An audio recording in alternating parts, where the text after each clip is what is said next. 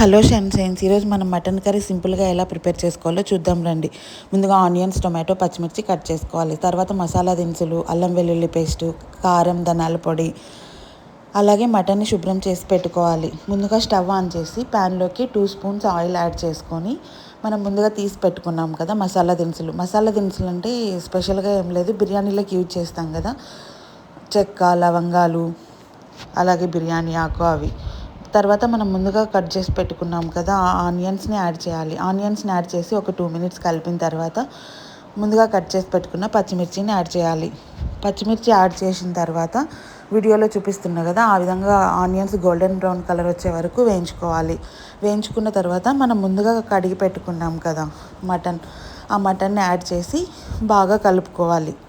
వీడియోలో చూపిస్తున్నా కదా ఆ విధంగా.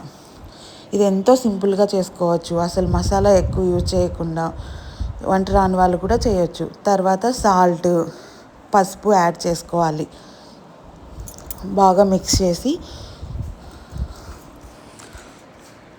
ఇలా వీడియోలో చూపిస్తున్నా కదా అలాగా. ఇది ఎంతో ఈజీగా చేసుకోవచ్చు.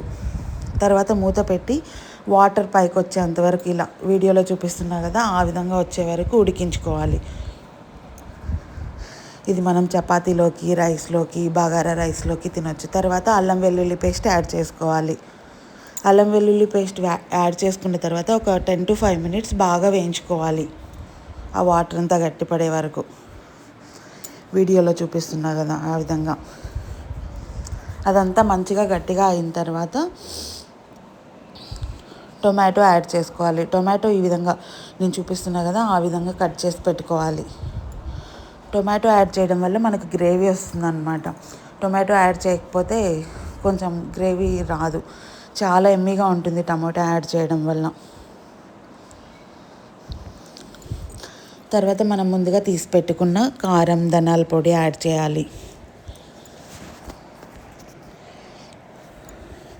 ఇలా యాడ్ చేసుకున్న తర్వాత ఒక 10 to 5 మినిట్స్ బాగా ఉడికించుకోవాలి. ఉడికించుకున్న తర్వాత 1.5 గ్లాస్ వాటర్ యాడ్ చేసి ఒక 15 మినిట్స్ ఉడికించుకున్న తర్వాత కుక్కర్ మూత విజిల్ పెట్టి, ఆల్రెడీ చాలాసేపు ఉడికింది కాబట్టి ఒక 4 to 5 విజిల్స్ పెడితే చాలు, మెత్తగా అయిపోతుంది. అంతే, ఎంతో సింపుల్గా వచ్చేస్తే మటన్ కర్రీ రెడీ. మటన్లో కాంబినేషన్గా బగారా రైస్ అనమాట. అంతే. Do follow for more videos Sravani చేతు డైరీస్.